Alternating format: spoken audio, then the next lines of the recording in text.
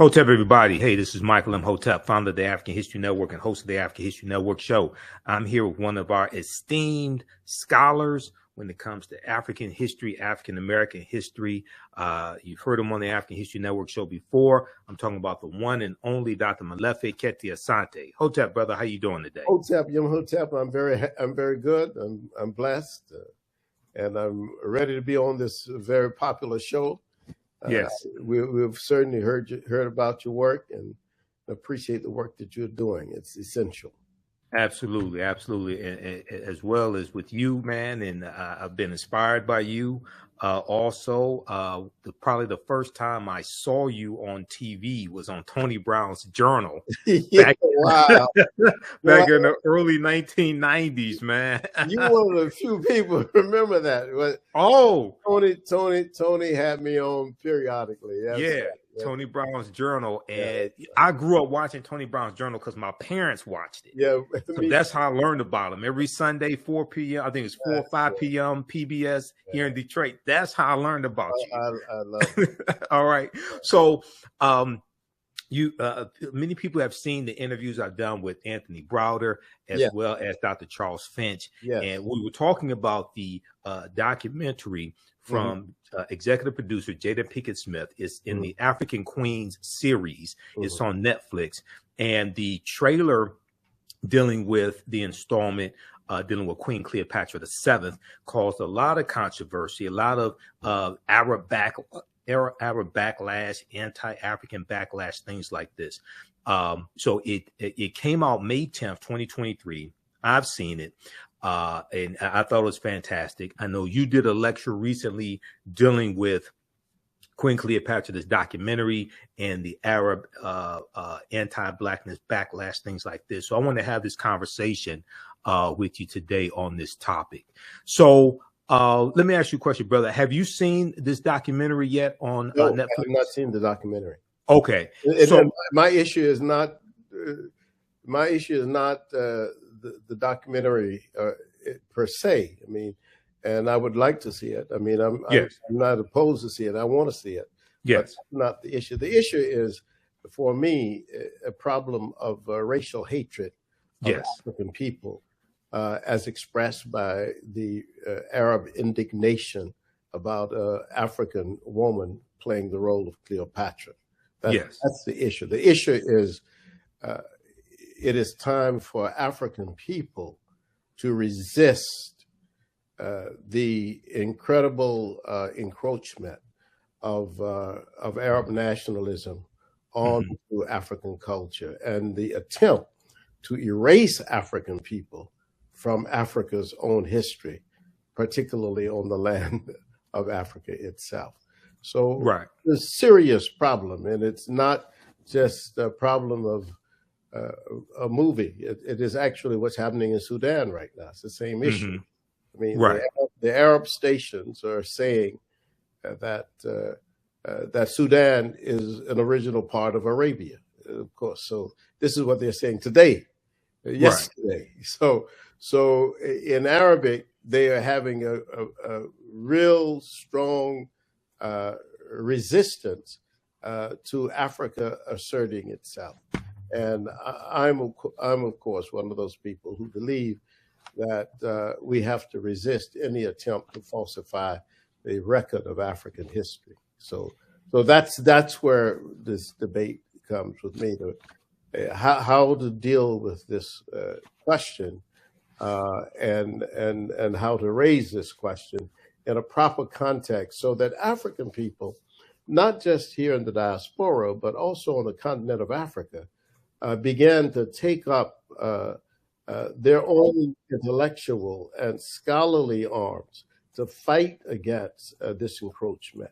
And we have to do that. And part of our confusion as African people, to a large degree, over the last 400 or 500 years, and even before that, really that part of that confusion has been because of the Arabization, just like it has been the Europeanization of African people and African cultures. So we've got to adjust to that, and I think that we've slept enough. It's time for us to wake up. Okay, we've slept enough. It's time for us to wake up. And I've looked at a lot of the different comments, the backlash coming from Arabs who are in Egypt today, who are what are referred to as modern day Egyptians. And I know in your lecture, you made the distinction between Egyptian being citizenship, as in the modern term Egyptian today, and understanding an Egyptian in the past when it would be what we would call ancient Kemet, things of this nature. Can you talk about that nuance for a minute? I think that's a very wonderful observation. Yeah, I can talk about it quite specifically. What the Arab population has largely done in Kemet, in Egypt, is to hijack the term Egyptian. That's basically what they have tried to do. Yes. And the idea is that the way they have done it is very interesting, because what they have done is to claim that ancient Egypt was the same as contemporary Egypt. Mm-hmm. And of course, that is not true. I mean, that's just false on the very face of it. I mean, almost anybody can see that. And I've said this, when I've talked about the American situation, I've told people that 500 years ago, the land that we call the United States of America didn't look like it does today, right, in terms of the diversity of the people. So that to claim that Egyptian today is the same as the Egyptians who built the pyramids, or who built the temples and the tombs and created writing is a false thing. And not only is it false, but it also disrespects the Black people who are direct descendants of those ancient Egyptians who still live in Egypt. So right. It's like, wait a minute. I mean, we're still here. It's almost like your white Americans saying basically the Pueblos in New Mexico were created by Europeans. The right. Americans are still the people who the DNA people who created them are still here.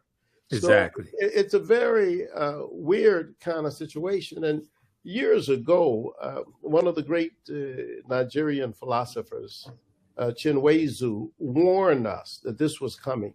He anticipated that what there would be a very strong attempt on the part of Arab nationalists to, in fact, redefine the Nile Valley civilization as Arab civilization. And of course, we are seeing this encroachment day by day. And Jada Pinkett-Smith did a profound assertion, and her production crew did a profound assertion that was based as much on fact as anybody else could have done. I mean, and I think that is the thing. I mean, we have every indication that Cleopatra, we know, well, first of all, that Cleopatra was not German. We know she was not English. We know she was not Arab. In fact, we know that we don't even have an Arab population in Kemet in large numbers until the 7th century, this era. So we know these facts. I mean, and you have a guy like Zahi Hawass, who basically is a salesperson. That's what I call him. He has now tried to rehab himself because he got into difficulty before, and now he's trying to rehab himself by being a salesperson for tourism in Egypt. That's what he does. That's his only thing. And so to do that, he often has to tell things that are untrue and say things that are not correct.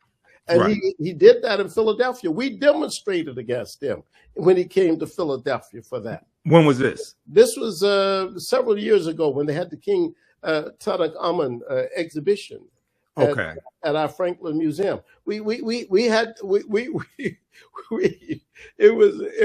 was wonderful because he was cornered by an African American woman reporter, Helen Blue, and Okay.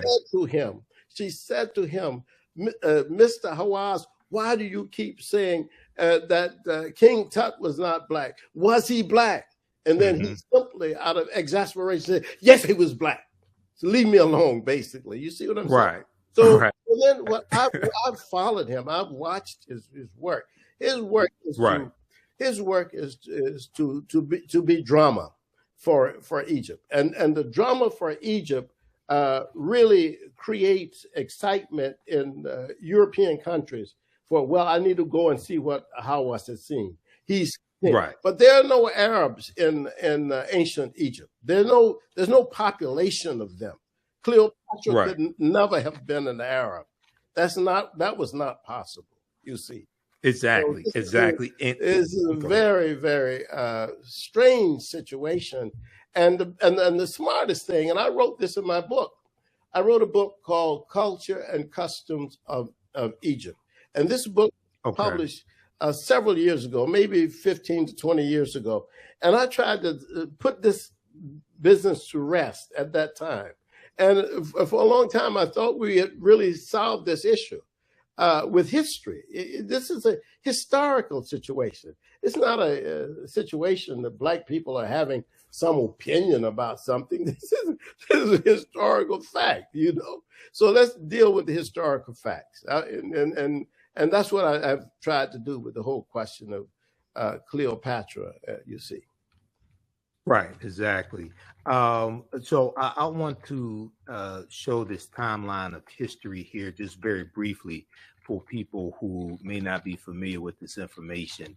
And then I want to show you a couple articles here, because I've been dealing with this on the African History Network show as well. And, you know, I'll have people who I guess they're Arabs who will, you know, make these anti-Black statements and different things of this nature. But first off, if we look here, let me flip over here. Okay, so this is a timeline of dealing with global African history that I use. This one here is from past.org, blackpast.org. They have about 6,000 pages of articles dealing with African history and African American history. But if we just look at this here briefly, okay, so 332 BC, that's an important date that we need to understand. 332 BCE, before the Common Era. You have Alexander the Greek, or Alexander the Great. He conquers Egypt, okay? And then we know he dies in 323 BC. And one of his generals, Ptolemy I Soter-Lagi, becomes ruler of Egypt, okay?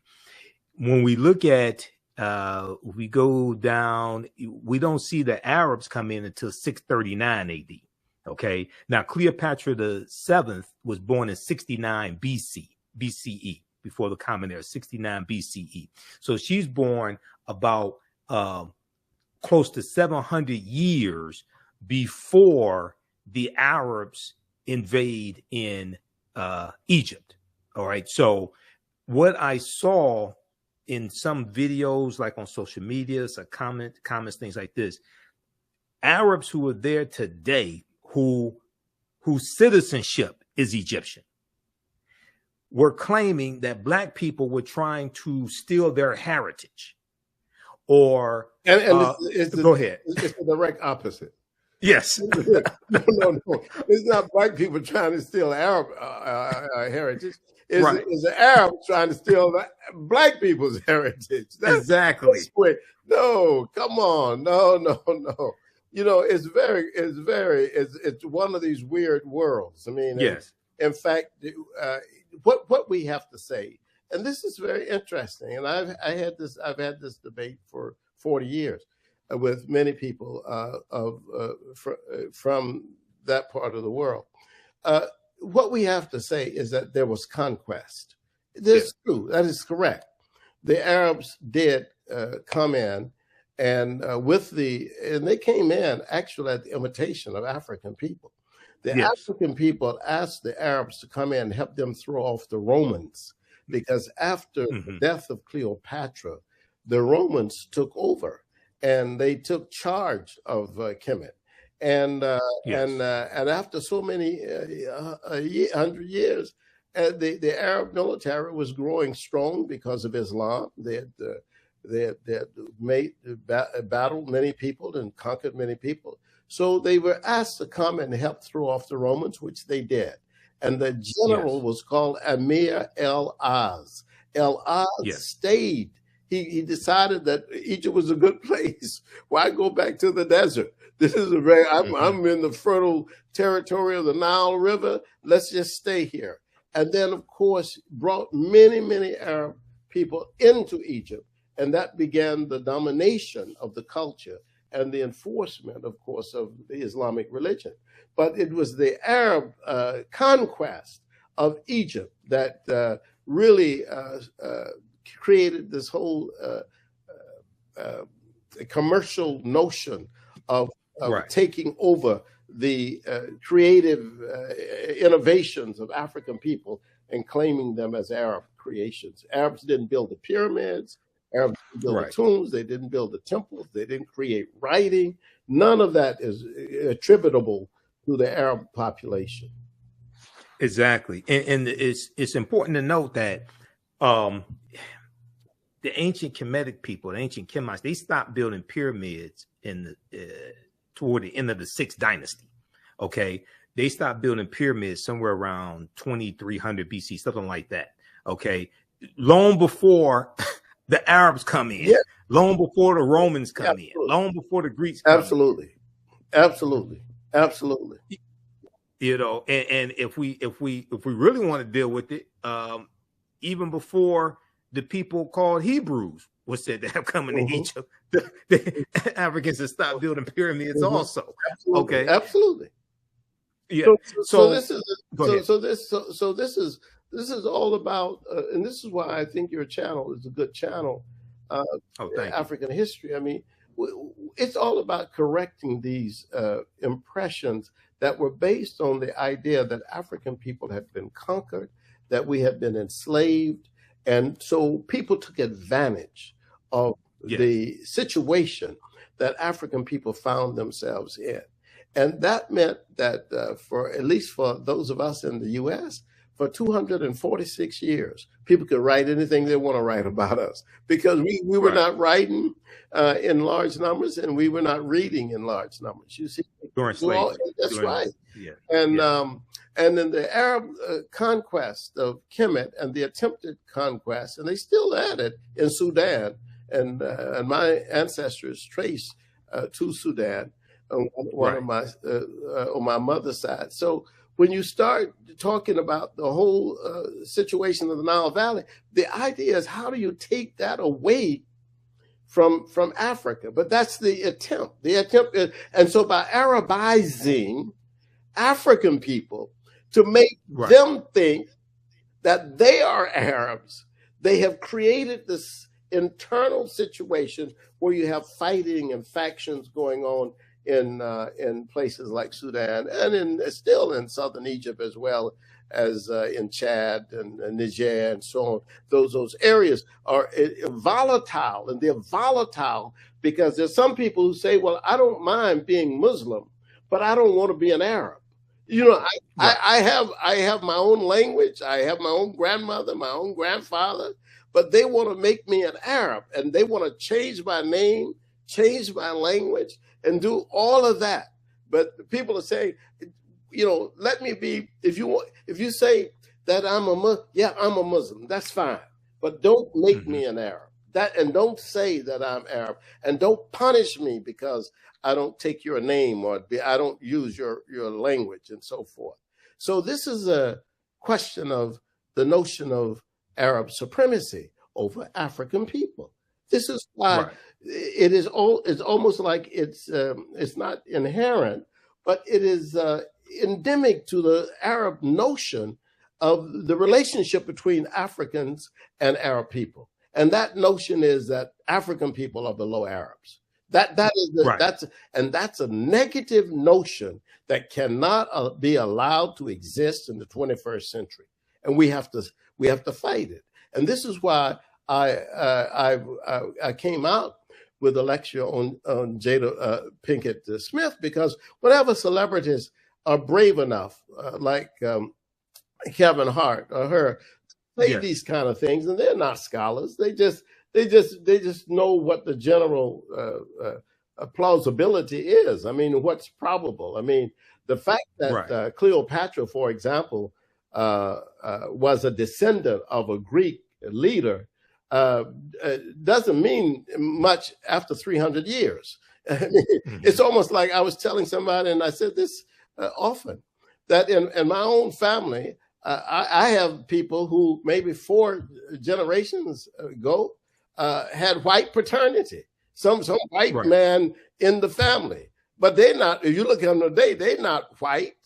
So you can have Greek paternity 300 years ago, and still your complexion today will be black. You see what I'm saying? So we don't. That's a debate that is ridiculous. It doesn't make any sense to me.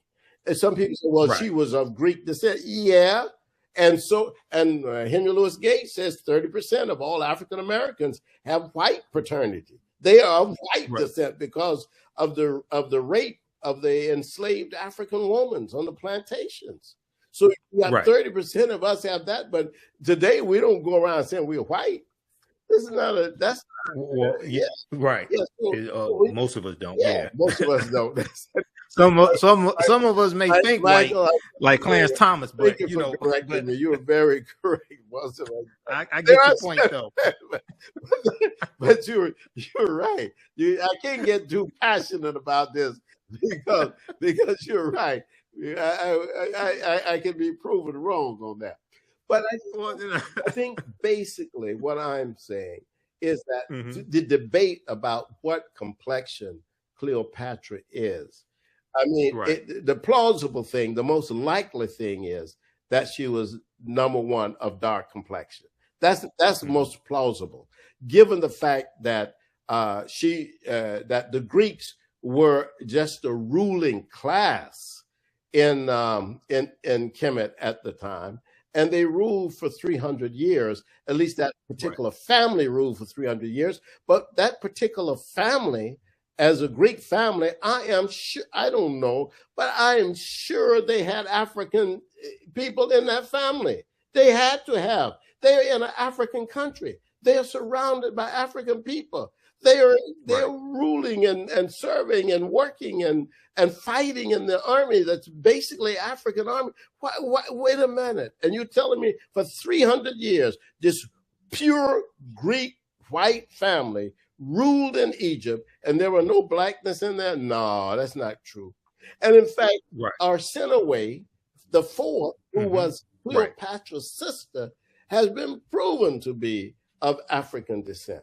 So exactly, I'm gonna show an article that deals with that. Absolutely, the BBC had a documentary dealing with that. Yeah. Now, Arsinoe the Fourth is depicted in the documentary Cleopatra from Jada Pinkett-Smith. Also, oh, okay, great. She's depicted in there. Yes, good. I need to see that. Yeah, absolutely. It's on Netflix. It's about, I think, something like 2 hours, 2.5 hours. It's fantastic. So for the sake of time, because I know you're short on time. I'm sorry, I got another appointment. Okay, he made time to come on. We were trying to get him on last week, but he was in and out of town, so it was hectic. Let's do this. I want to show this article briefly. This is from NBCnews.com. This was one of the strongest statements against the documentary from the Egyptian government. The name of this article is Cleopatra Was Not Black. Egypt Tells Netflix in Growing Feud Ahead of New Series. Now, first of all, I just want to make it clear, the documentary series is not saying that Cleopatra was black as was, say, Queen T or Queen Nefertiti or Nefertari or anything like this. What it's saying was basically she was melanated, and she looked more like Adele James, who portrayed Cleopatra in this series. And Adele James is biracial. She's a black British actress. They were saying that Cleopatra looked more like Adele James than she would have Elizabeth Taylor in 1963 in the movie Cleopatra. Okay, that's correct. This is the argument that they're making. But if we just look here, just at a couple of quick here, It says here, let's see, go to the government statement issued Thursday marked an escalation in a feud that has sparked demands for the show's cancellation amid a broader debate over representation in popular culture.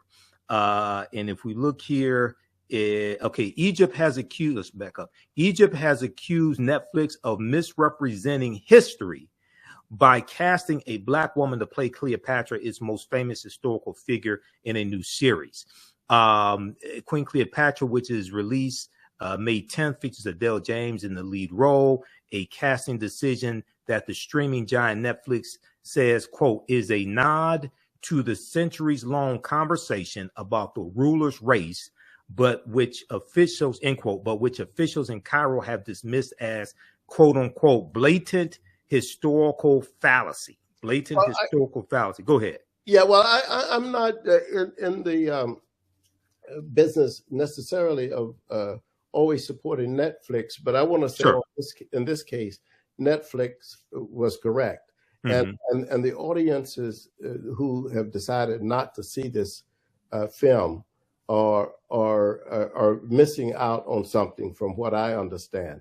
Yes. Because of this controversy. But the Egyptian government is wrong. No government can take some sort of action to try to dictate history. And that's basically what they're doing. This is a very fascistic operation. I've been to Egypt 10 or 12 times. I've taken hundreds of people to Egypt, and I've seen Egypt.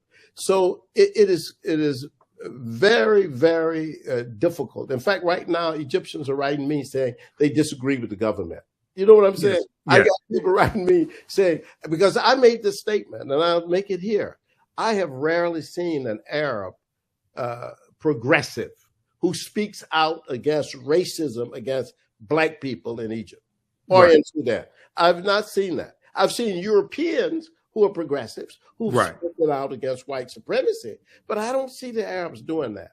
And so this Arab wrote me from Germany. Yes, I'm one of the ones who speak out, but I still have not seen any indication of this. You see, I haven't seen any real fact. So in this situation, Netflix is correct to take artistic license to do this, and they are more on a solid historical base and foundation than the Egyptian government, because the Egyptian government is simply trying to promote Arab nationalism against the historical Black foundation of the ancient Egyptian government. Right. And they're also trying to promote tourism as well. Absolutely. And tourism took a hit during COVID-19, but also their tourism has taken a hit with the Russian invasion of Ukraine as well. Absolutely, because the Russians were big people in the tourist business. When you would go, you would see a lot of the Russians. But now to say that that Cleopatra was Black, oh my goodness! The Europeans say, I'm not going to go to Egypt anymore. Yeah. Yep. Yep. Even just to have a biracial woman portraying her and just saying that Cleopatra had melanin is scaring the hell out of people. Yeah. Because the white imaginary of Egypt, of course, is, as you say, is white. Is white. It's 10 Commandments. 10 Commandments. That's right. And of course, even in the 10 Commandments, they don't have, at least they don't go with Cleopatra as an Arab. You see, they at least the Europeans put her in as an English woman, a British woman. So, but we still but this. Well, they show Nefertari. Absolutely. With Ramses, they show Nefertari as a white woman. Yeah, exactly. Absolutely. So this is what's going on. But I think we have to do a number of things. Maulana Karenga used to say that Cleopatra was basically unremarkable as a leader anyway. So there's a big controversy. But if you start talking about Queen Ty or Hatshepsut, we're talking about great leaders as well, great women who had power and who exercised power. So Beknefru and other women who were leaders in their own right, Amanarensis, the Nubian queen who stopped Augustus from taking over Nubia and so forth. So there are many, many other issues, but I think that this issue here is basically an issue that is anti-African. That's basically what it is. And I think that we just have to keep saying, look, no Arab was ever a pharaoh in Egypt. No Arab was ever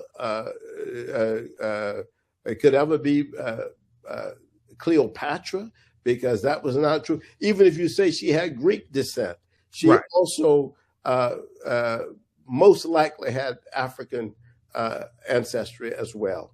And and then we also know that Arabic is not indigenous to Africa as a language. It's not. It's an African language now, just like English is an African language now, and French. But it was not an African language. Absolutely.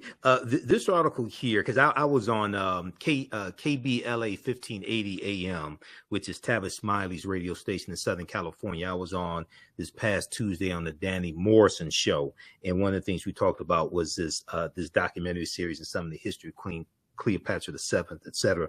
This article here from the Washington Post was a really good article by Bethany Butler. Was Cleopatra Black? We're asking the wrong question. Now, one of the things I talked about this on Roland Martin Unfiltered, and some other shows I've been on, and in my interviews with Tony Browder as well as Dr. Anthony Finch. The racial classification of black and white are contemporary terms. Absolutely. Contemporary classification, 17th century, 18th century, things like this. Back at this time, 69 BC, they don't have those classifications. Absolutely. Okay? So it's just important to understand that nuance. But something very, we're trying to look at, a lot of people are trying to look at this history from over 2,000 years ago through the contemporary lens of race today. But something very important in this article is a statement from Jada Pinkett-Smith, and it's on Netflix's companion website called Tudum, Tudum.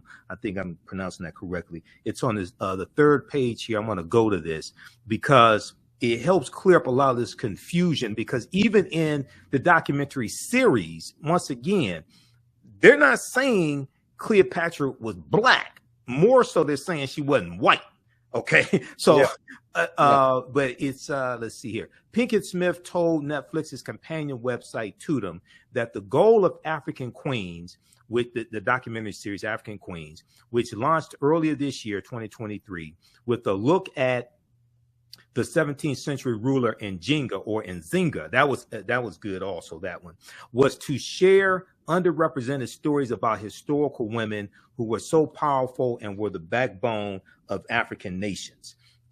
She said, we don't often get to see or hear stories about Black queens, and that was really important for me as well as for my daughter, and just for my community to be able to know those stories, because these are tons of them, because there are tons of them, Jada Pinkett-Smith said. Comment on that for a minute. There's another quote that I want to get to. Go ahead, brother. Well, yeah, I mean, I think that she's definitely right. I mean, I don't, and I think that the whole question of what is, I mean, when you start talking about Africanity, the argument that is most likely to be sustainable is that Cleopatra was certainly an African woman. And, if you're in Africa for 300, your ancestors are in Africa for 300 years. Right. But you are culturally an African person. And I think that the ancient, Greeks were very interesting, because they did not try to appropriate Egypt at first. They learned from Egypt. They learned, and in fact, they wanted. In fact, Alexander himself. I mean, 300 years earlier than Cleopatra, wanted the oracles of Kemet to recognize him as one of the sons of God. I mean, this is very right. Alexander. Traditional, you see, yeah. So it's not. We don't have an argument with the Greeks, and even the contemporary Greeks don't argue these issues.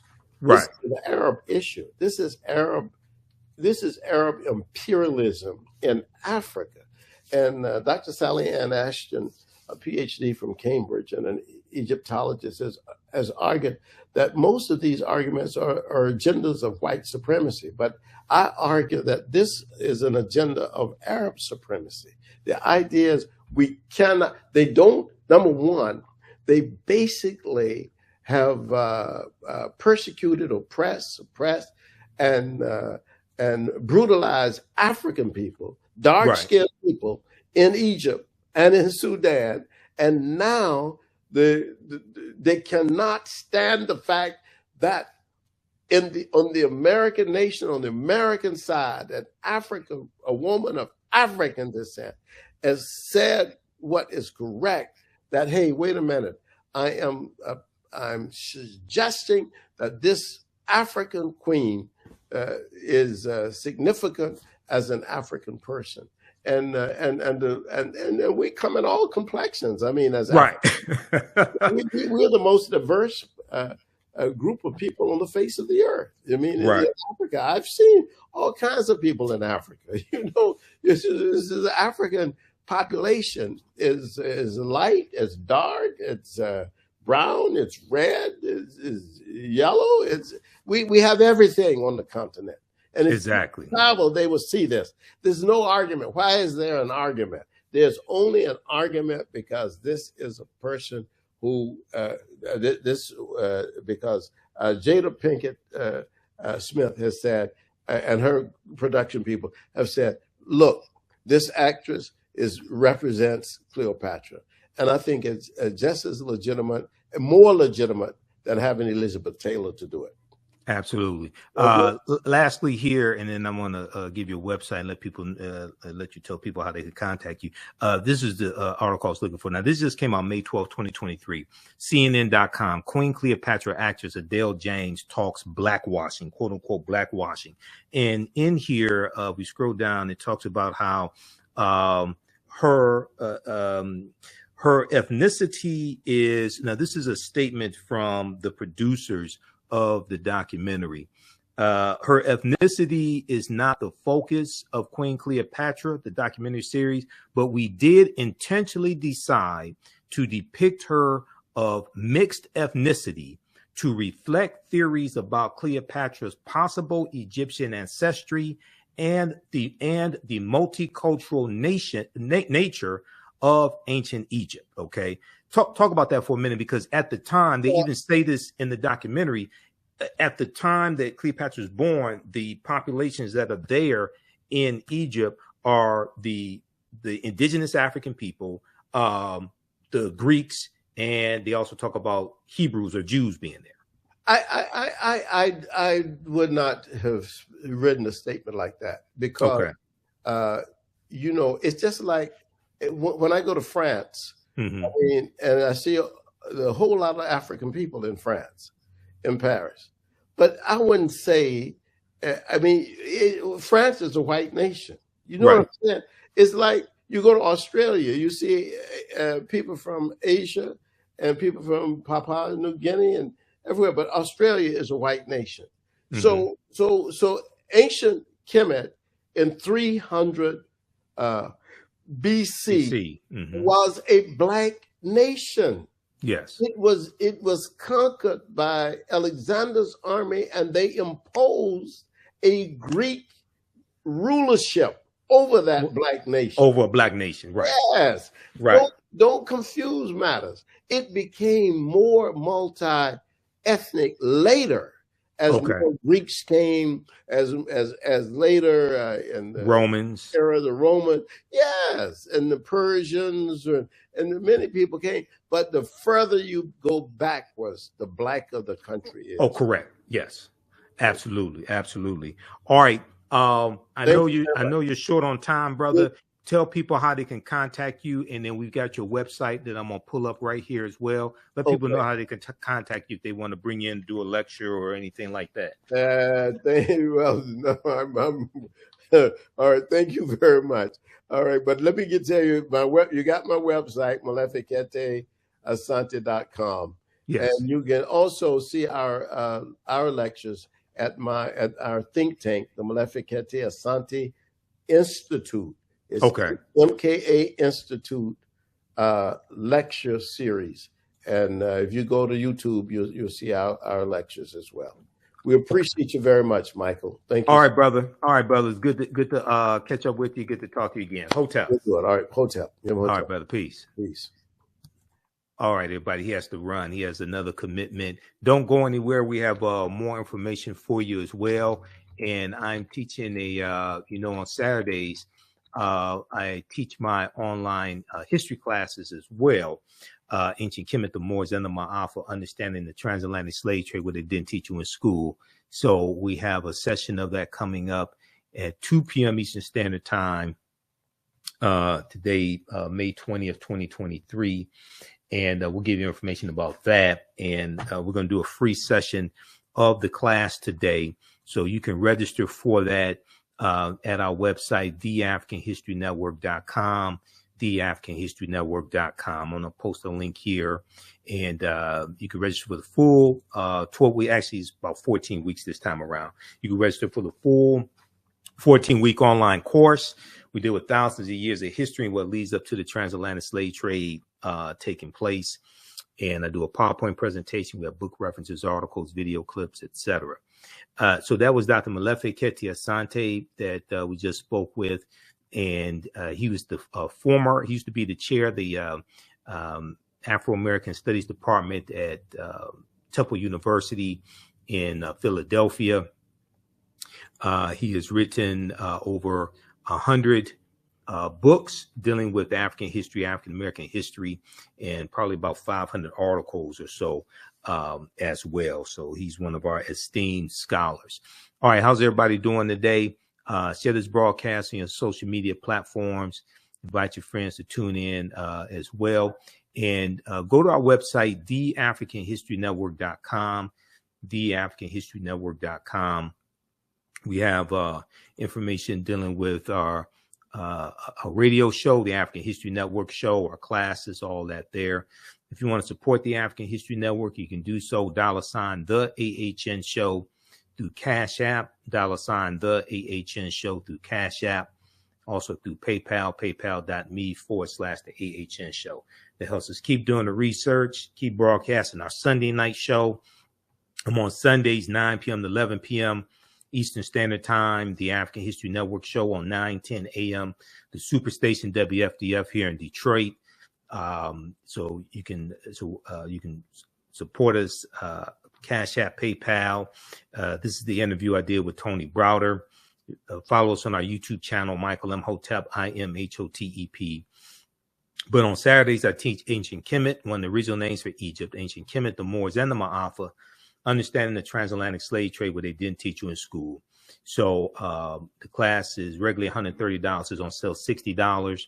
You can register for the full course. We do the sessions live. All the sessions are archived and recorded. So you can go back and watch them anytime, even a year from now, 2 years from now, you can go back and watch the entire course. Okay.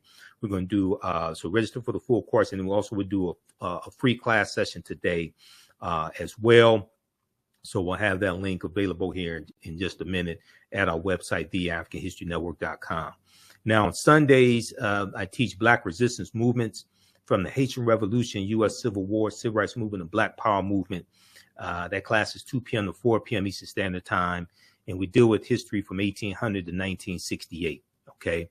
Fantastic class. We deal with history chronologically to understand what happened to us after slavery ended, and what led up to the Civil War taking place. What were the laws and policies put in place after slavery ended? And what brought us to where we are today to understand where we need to go from here. Your understanding of politics is directly related to your understanding of history. I'm a historian. I'm studying history for 31 years. I'm also a political commentator as well. You see me on Roland Martin Unfiltered on Fridays. I was just on yesterday. So you see me on Roland Martin Unfiltered, as well as for Raji Muhammad's show, The Culture. And I'm there providing historical analysis and political analysis. All right. So give us a thumbs up, give us a heart, give us a like on this broadcast. We posted the link. You can register for these online classes. We also have a bundle pack, a course bundle. We could register for both classes for $80 is discounted. That's a $300 value, and you can register for both classes for $80 right now. You can also use this information with your children. I would say the content is PG-13. Okay. All right. Now, just to give you a brief overview of this class that I teach, it developed from a 4.5-hour lecture that I did in 2014 called Understanding the Transatlantic Slave Trade, what they didn't teach you in school. And it was that lecture was the culmination of about seven years of research. Okay. But when we study the transatlantic slave trade, we can't start studying our history in slavery. We have to deal with the 800-year occupation of Europe by the Africans known as the Moors. And we have to understand this history chronologically, what leads up to the transatlantic slave trade taking place. So we can't start in 1441 with the Portuguese going into Mauritania. We can't start in 1619 in Virginia, okay, or Hampton, Virginia. We can't start there. And it's also important to note that African people were in the land that we call the United States of America going back at least 51,700 years ago. Okay, so and you have to deal with the 800-year occupation of Europe by the Africans known as the Moors, because the Portuguese are the first ones involved in the transatlantic slave trade. The Spanish are the second ones involved. And Columbus is using nautical instruments that's based upon technology that the Moors introduced into Europe. And the teachings that the Moors take into Europe are going to bring Europe out of the Dark Ages. Okay. And the Moors are taking the teachings from ancient Kemet, ancient Egypt, into the Nile Valley region of Africa.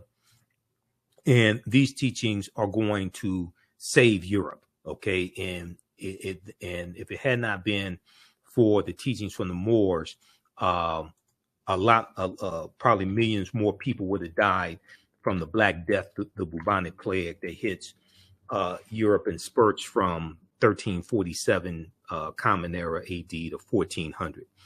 So this course not only deals with the transatlantic slave trade, but thousands of years of history that leads up to the transatlantic slave trade taking place.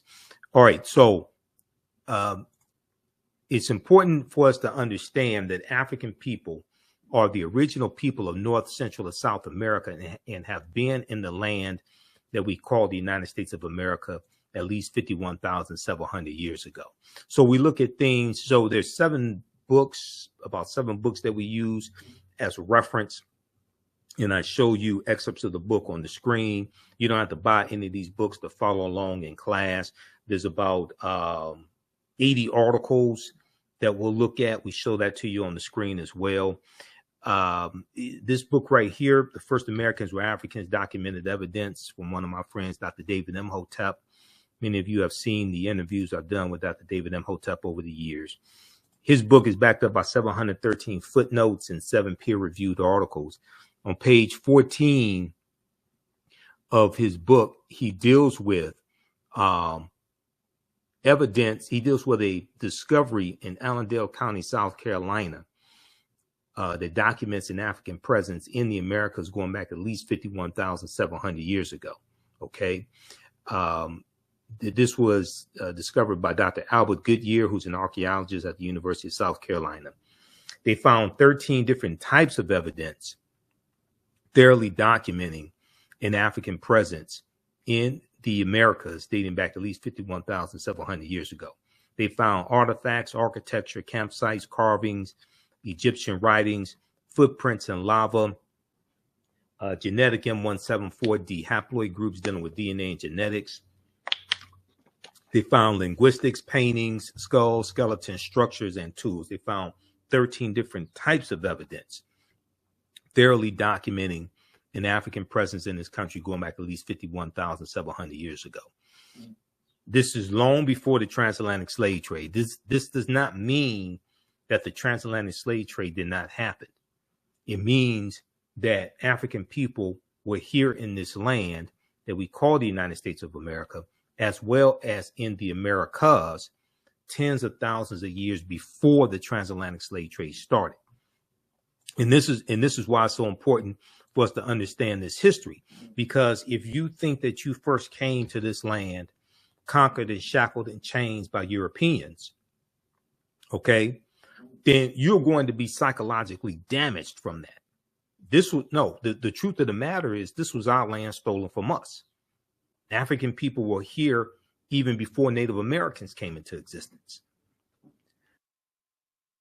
So now this is an article from ScienceDaily.com. ScienceDaily.com has articles dealing with science, archaeological discoveries, different things like this. This is an article about this discovery that Dr. Albert Goodyear made. It's from November 18, 2004. It's called New Evidence Puts Man in North America 50,000 years ago. New evidence puts man in North America 50,000 years ago. And in the article, it says, this is a summary of the article. Okay. It says that radiocarbon tests of carbonized plant remains were where artifacts were unearthed last May.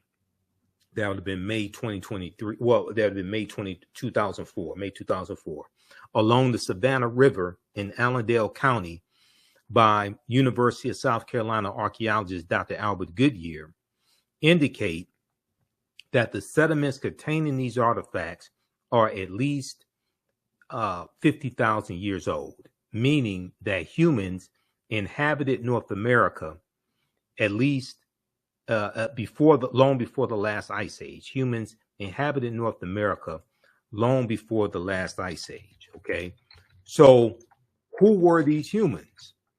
Right now, these were the Khoisan, who are the short-statured Africans. Now, if we look here, there was a article in Science magazine.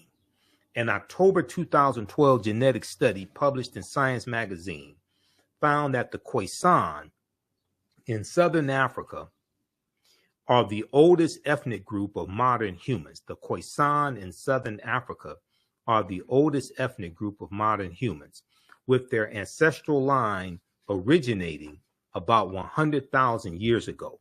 The Khoisan, formerly called by the derogatory term Bushmen, are genetically unique, and no other currently known population has separated so early from our common human ancestor.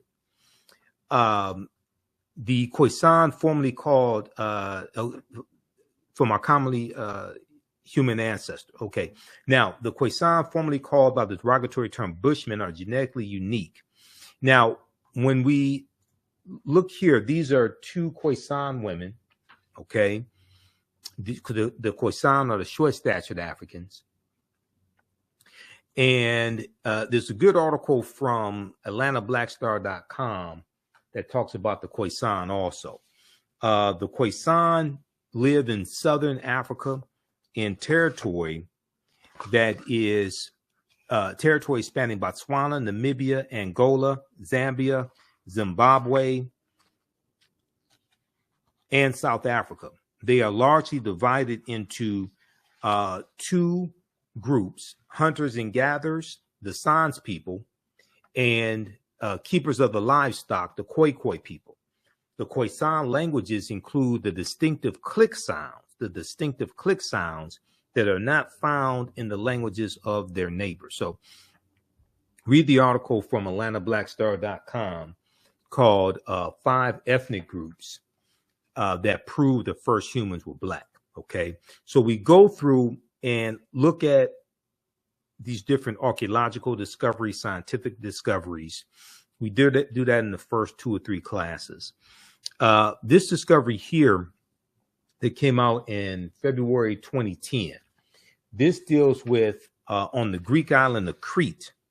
They found stone tools that date back 130,000 years ago. Stone tools that date back 130,000 years ago.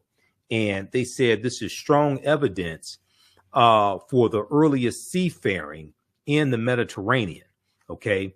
And they said that this seems to push the history of Mediterranean voyaging back more than 100,000 years. Specialists in Stone Age archaeology say previous artifact discoveries had shown people reaching Cyprus, a few other Greek islands, and possibly Sardinia no earlier than 10,000 to 100,000 years ago. Okay, so the deeper they dig, the blacker the planet gets, the more research they do, the older we get. And what this is, when these different archaeological discoveries come out, what it's doing is causing all the scientists and archaeologists, etc., to push the timelines back, Okay. You know, Juvenile had that song back in like 1988, 1999, back that thing up. They keep having to back that thing up when these archaeological discoveries come out. There was one that came out in June of 2017 dealing with Morocco. Okay. And this deals with how they found remains of Homo sapiens in Morocco that date back 300,000 to 350,000 years ago, which are the oldest remains of Homo sapiens, modern man. Now, this article here from NBCnews.com, we're older than we thought. New find pushes human origin back 100,000 years. This is from June 7th, 2017. Modern humans evolved much earlier than previously thought, researchers reported Wednesday. New discoveries at a rich site in Morocco show modern humans were hunting and probably cooking game animals 300,000 years ago, which is 100,000 years earlier than scientists have believed until now. New discoveries and new dating methods show that, in fact, many of the bones belong to modern Homo sapiens as far back as 300,000 and 350,000 years ago. The earliest previous Homo sapiens bones dated back 195,000 years ago, and that was in Ethiopia. This pushes this timeline back over 100,000 years ago, and 100,000 years prior to 195,000 years ago, or so. It pushes the timeline back, and what they're realizing now is that Africans migrated out of the Nile Valley region of Africa much earlier than previously thought. Okay, much earlier than previously thought. Now, there was just an article that the New York Times had that just came out this past week, and this article here. Let's see here if we can pull this up quickly. This article right here from the New York Times. We posted this on our Facebook fan page, The African History Network, The African History Network. Study offers new twist in how the first humans evolved. Study offers new twist in how the first humans evolved, and is saying that scientists now believe that humans didn't evolve just in one area of Africa at one time. Study offers new twist in how the first humans evolved. A new genetic analysis of 290 people suggests that humans emerged at various times and places in Africa. Now, this is from May 17th, 2023. Okay. And when you look at the article, it talks about the discovery that was made in Morocco that I just showed you. Okay. Now, this article just came out this week. Scientists have revealed a surprisingly complex origin of our species, rejecting the long-held argument that modern humans arose from one place in Africa during one period in time. By analyzing the genomes of 290 living people, researchers concluded that modern humans descended from at least two populations that coexisted in Africa for 1 million years. For 1 million years before emerging in several independent events across the continent. The findings were published on Wednesday in Nature. Now, that's a popular journal dealing with scientific discoveries, the journal Nature. Okay. Now, right here, excavations at the Jebel Irad archaeological site in Morocco, where 300,000-year-old fossils that may be the oldest evidence of Homo sapiens were found in 2017. That right there, that excavation site, that's dealing with the article I just showed you from NBC News. That plays a part in this discovery right here that just came out this past week as well. Paleoanthropologists and geneticists have found evidence pointing to Africa as the origin of our species. The oldest fossils that may belong to modern humans, dating back as far as 300,000 years, have been unearthed there. So were the oldest stone tools used by our ancestors. Okay, so they're talking about the excavation site in Morocco. All right. Okay. So give us a thumbs up, give us a heart, give us a like on this broadcast. Hopefully you learned a lot today. Hopefully you like this type of information. If you learned anything today, you like this type of information, be sure to register for the online history classes that I teach on Saturdays and Sundays. And we're teaching another session today, 2 p.m. Eastern Standard Time. You can register for the full, this time around it's 14 weeks. You can register for the full 14-week online course. You can go back and watch the previous sessions that are archived, because we do them live. All the sessions are archived and recorded.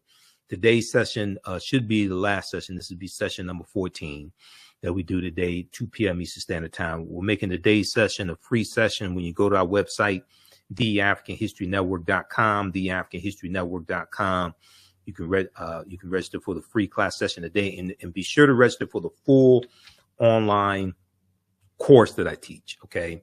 Because that helps finance this research, that helps support the African History Network, that helps us keep doing the research, stay on the air, broadcast our Sunday night shows, pay some of the bills, etc. All right. And I teach the class on 2 different digital platforms, so I have to pay each month to teach the class as well. All right. How you all like this type of information? Post your comments here. Give us a thumbs up. Give us a heart. Give us a like. Did you learn anything today? In this class, we deal some with some different ancient civilizations as well. You know, we talk about the Olmecs and Central in New Mexico. Well, not New Mexico, in Mexico, the Olmecs. And we talk about the Mandinka, Egyptian, Kemetic Olmec connection as well. We deal with ancient Kemet and the influence on America from ancient Egypt, ancient Kemet. Kemet meaning land of the blacks, one of the original terms of Egypt. Also, Ta-Meri, meaning the beloved land. When you look at the Washington Monument is an ancient African symbol called a tekken. How many people knew that? Okay, the Greeks call it an obelisk. We know that the teachings from ancient Kemet helped form the foundation of the teachings in Freemasonry, and 50 of the 56 signers of the Declaration of Independence are Freemasons. Okay, 50 of the 56 signers of the Declaration of Independence, 1776, were Freemasons. George Washington was a Freemason. So there were 1,200 Tekenu all throughout ancient Kemet. All right, today they're less than 12, it's somewhere about 7 or so. And they've been taken to places around the world. They've been taken to like New York City, London, England, Paris, France. Ancient Egyptians called obelisks tekenu, and they were used to tell the time in the past. Their pinnacles were basically covered in gold to reflect the sunlight. Historians say that obelisks represented immortality and eternity, and their long structure helped connect the heavens and the earth. Now, currently, Cleopatra's Needle is the name given to 3 ancient Egyptian obelisks or tekenu, one in New York City, one in London, England, and one in Paris, France. However, they do not all come from one Egyptian site. The obelisks in New York and London are carved out of red granite from the quarries of Aswan, a major source of stone for Egyptian antiquities. The 2 obelisks were commissioned by Nesubiti or Pharaoh Thutmose III, or Per-As, as Dr. Molefi Kete Asante said, was the original term that we would use. Nasubiti would be a term as well. Nasubiti Thutmose III for the Temple of the Sun in Heliopolis, near modern-day Cairo, with each weighing about 224 tons and standing 68 feet tall. So there's a good article from face-to-faceafrica.com from May 17th, 2022, about a year ago, called Cleopatra's Needle, How 3 Ancient Egyptian Obelisks Ended Up in New York City, London, and Paris. Okay, and the Tekken is a symbol that comes from the story of Asar, Aset, and Heru. Now, this may go outside the circumference of some people's awareness, who are also known as the First Holy Trinity. There were approximately 1,200 Tekkenu built in ancient Kemet, but only about a dozen are found in Egypt today. Many of the Tekkenu removed from Egypt are now in Istanbul, Turkey, London, England, Paris, France, Berlin, Germany, New York, Rome, Italy, Vatican City, and elsewhere throughout the world. The Tekkenu are now called obelisks by their new owners, and few people know their origin or that they symbolize the resurrection of the African king Asar, who the Greeks called Osiris, who you see depicted here in the middle, stooping down, okay? Asar, Aset, and Heru. And Heru was born of a virgin birth on December 25th to the virgin Aset. And it's going to be from Aset and Heru that we get the story of the Black Madonna and Child that was worshipped all throughout Europe, including in France, because there's about 300 depictions of the Black Madonna and Child in France. Runoko Rashidi talks about this in his book, Black Star, the African Presence in Early Europe. From the Black Madonna and Child, we get the decolorized version in the story of the White Mary and Jesus, the decolorized version. But you have to understand where that all comes from. Okay, now somebody asked a question about the class. So we have the information on the homepage of our website, TheAfricanHistoryNetwork.com, TheAfricanHistoryNetwork.com. Let me go back to it. So the full online course is on sale, $60. That's a $300 value because they're going to be 5 free lectures that you get from me also that will be in the video library. So when you scroll down our website, TheAfricanHistoryNetwork.com, we have the information right here. It's on sale $60, regularly $130. And next class is today, 2 p.m. Eastern Standard Time. So I'm about to get out of here to get ready for class.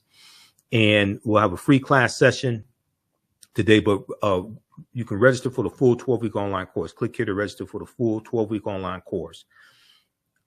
Your membership, your registration in the class does not expire, meaning you can go back and watch. You'll have full access to watch the class, next year, a year from now, 2 years from now, 3 years from now. It doesn't expire.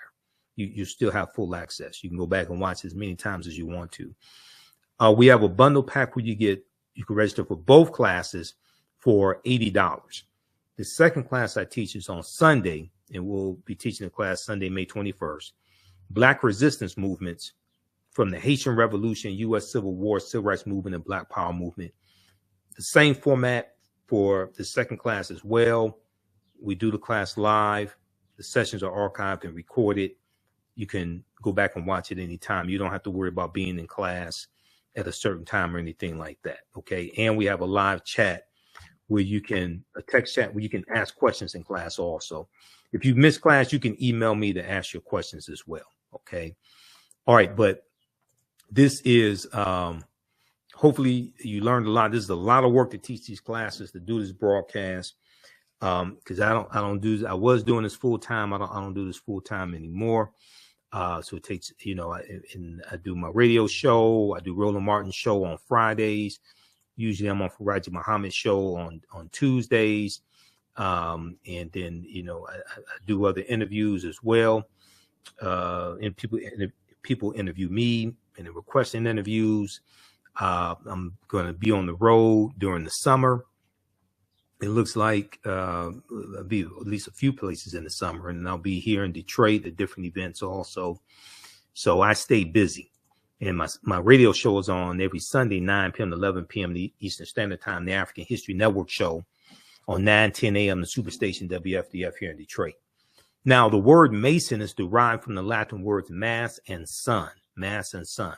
Mason means child of light and expresses the desire to pursue light, the desire to pursue light, which is a metaphor for the sun, which symbolizes knowledge.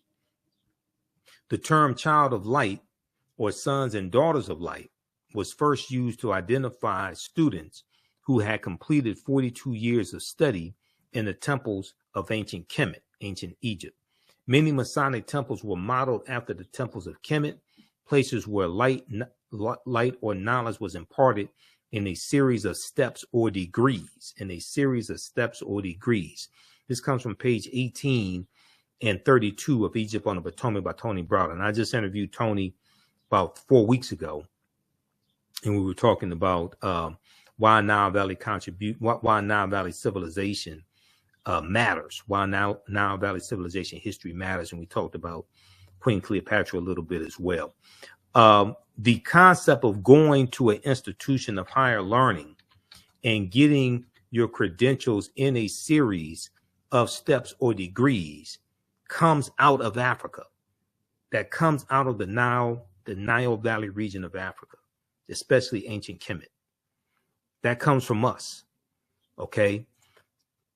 What you do for yourself, what you do to yourself, and what you allow other people to do to you and get away with is based upon what you think about yourself. What you think about yourself is based upon what you have been taught about yourself. What you've been taught about yourself is based upon everything you've read, heard, and seen about yourself. So this is the type of information that changes the way we think, feel, act, and behave, and ultimately changes our results. It has a transformational impact on our mindset when we come into the knowledge of this, and we combine African history with economic empowerment and political empowerment. Okay. When you see that pyramid principle that I show you that Dr. Lyndon Jeffries and Professor James Small talk about, I'll show that to you in just a minute. Now, Masonic temples are considered houses of light or temples of learning. The term Mason means child of light. Okay. And the term Mason is a direct reference to the highest degree of the ancient Kemetic education system. The 33 degrees of instruction within Freemasonry represent a fraction of the 360 degrees of instruction that comprise the ancient Kemetic or ancient Egyptian system of education. Yet, with less than 10% of the wisdom of ancient Kemet, Freemasons have held positions of influence and power throughout the world for over 200 years. They learned less than 10% of what the ancient Africans knew, and they've been able to basically conquer the world. This comes from page 33 of Egypt on the Potomac by Tony Browder. All right, so we go through our history and we look at different periods of history. We look at understanding what are patron saints. We look at, we go through history chronologically. Okay. We look at the Moorish influence on Europe. Even when we look at something like center class, and center class, or center class is Dutch. It is St. Nicholas. Center class means St. Nicholas. And center class is the religious figure that the secular figure of Santa Claus is based upon. But center class had a sidekick named Jada Pinkett, Black Pete, and Black Pete was a Moor. And in one of the versions of the story, Black Pete was center class's slave. Okay. Some people may say servant, but he was defeated by center class and became his slave. So we go through, look at things like why Christmas is celebrated on December 25th, because nowhere in the biblical text does it state that Christmas is celebrated on December 25th. And that deals with the winter solstice and a retelling of ancient stories dealing with Asar, Aset, and Heru, different things of this nature. Okay. Then we look at the 800-year occupation of Europe by the Africans known as the Moors. We look at different civilizations like that of Carthage, okay, different empires like that of Carthage, the Carthaginians, Hannibal Barca. We look at Nubia as well, Axum, etc. We deal with the film Black Panther, okay, because for instance, Black Panther represents, you see 11 different African cultures infused in the movie Black Panther. Ruth Carter was the costume designer. Ruth Carter studied 11 different African cultures for 6 months. And we see this represented in the film Black Panther. Bast, the panther deity, Bast is based upon Bastet. Bastet was a netter who was worshipped in the form of a lioness. Okay, she was an African Egyptian goddess worshipped in the form of a lioness and later a cat. And she was a netter of warfare in Lower Kemet, Lower Egypt. She was worshipped as early as the Second Dynasty around 2890 BCE, before the Common Era, or BC. Okay, so the film Black Panther is a powerful movie, the first one and the second one. There's so much African culture and history that we see represented in the movie. And then we go through and we look at the Moors going into Europe as well in 711 AD, and who are the Moors and the impact that the African Moors had on Europe and what they're taking into Europe. George G.M. James, in the book Stolen Legacy, said that the Moors were the custodians of the ancient Egyptian mystery system. And the teachings that the Moors take into Europe are going to bring Europe out of the Dark Ages. These are some actual slides from the class that I teach. So I created all the slides. I put together the curriculum for both classes. I've been studying history a long time. We talk about 711 AD. General Tariq ibn Ziyad goes in and conquers Spain, the Iberian Peninsula, and the Moors are going to settle in the southern portion of what today we call Spain. Okay, and he's going to he and his cavalry, they're going to conquer. They go into the Spanish city of Toledo, and they are going to end the European dominance of the Iberian Peninsula, because it's under the control of the Vandals and the Visigoths at this time. This is who he's fighting against, especially the Visigoths. This is who he's fighting against and defeating. Okay. All right, so we'll deal with the history of the Moors, and we'll see how the transatlantic slave trade evolves. And it starts with the Portuguese, and then we see the Spanish are right behind them, and we're going to see that Christopher Columbus greatly extends the transatlantic slave trade, and because of his 4 voyages and the territory that he conquers. And these areas that he conquers have never recovered from being conquered over 500 years ago by Spain. Okay. He goes into the Bahamas, Cuba, Hispaniola. The western third of the island of Hispaniola is where Haiti is. He goes into the West Indies, Puerto Rico, Jamaica, Trinidad, Venezuelan mainland, South America, Panama, Honduras, etc. Okay. So we see the conquering of the Taino and the Arawaks, things of this nature, the conquering of the Soboni, the conquering of these Native Americans in these areas like Jamaica and Hispaniola. We're going to see Africans being brought in to these areas around 1501 or so. And then we're going to see the expansion of the transatlantic slave trade with the Asiento de Negros of 1518, signed by King Charles V, okay, also known as King Charles I. And the role that Bartolomé de las Casas plays, who was a bishop who traveled with Columbus on many of his voyages, Bartolomé de las Casas, okay. And the importation of black slaves to work in the Americas was the inspiration of the Spanish Bishop Bartolome de las Casas, whose support of black slavery was motivated by humanitarian concerns. He wasn't necessarily concerned about the Africans, even though he is going to regret his decision to recommend that the Africans be enslaved. He is going to regret that decision and work the rest of his life to end the slave trade. But it's a little too late. It's a little too late now. It's exploded. African slaves were first brought to the New World shortly after its discovery by Christopher Columbus, or unconquering.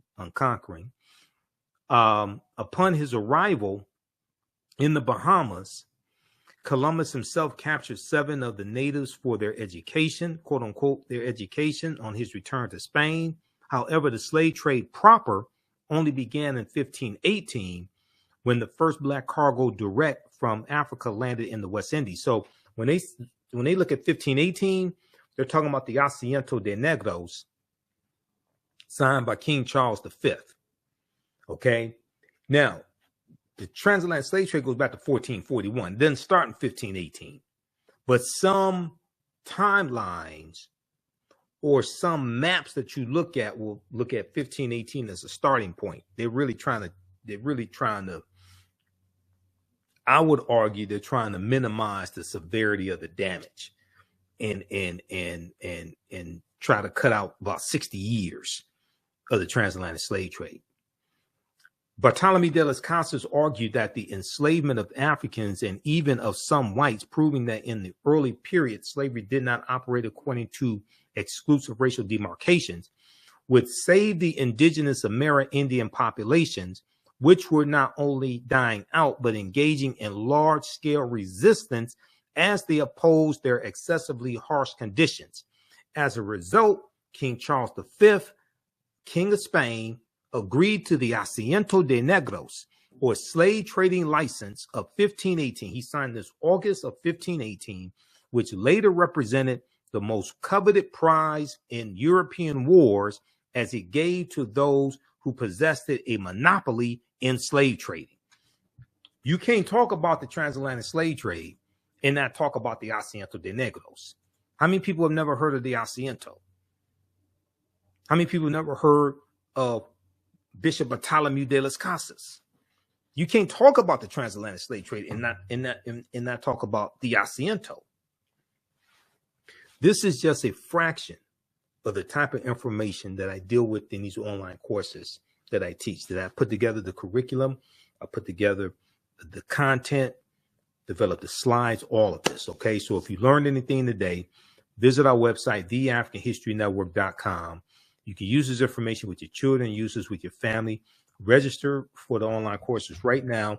We have the bundle pack for only $80. You get this class and my second class that I teach on Sundays, Black Resistance Movements from the Haitian Revolution, U.S. Civil War, Civil Rights Movement, and Black Power Movement. And we'll see you in class today, 2 p.m. Eastern Standard Time. Remember, and also you can support the African History Network another way, $ the AHN Show through Cash App, $ the AHN Show through Cash App, and through PayPal, paypal.me/the AHN Show. So we have the information right on the homepage of our website as well. And so this helps us keep doing the research, stay on the air, keep broadcasting. I'll be on the road some this summer, speaking in different cities or expos, etc. So I'm trying to line that up as well. So this helps cover expenses, things of that nature. All right. So if you learned anything today, definitely support us. Follow us on our Facebook fan page, The African History Network, The African History Network, and our YouTube channel, Michael Imhotep, IMHOTEP. Remember, right now it's correct wrong behavior. It's not over till we win. Wakanda forever. And we'll see you in class today, and I'll see you on the radio when I'm on Sunday, 9 p.m. to 11 p.m. Eastern Standard Time. Talk to you next.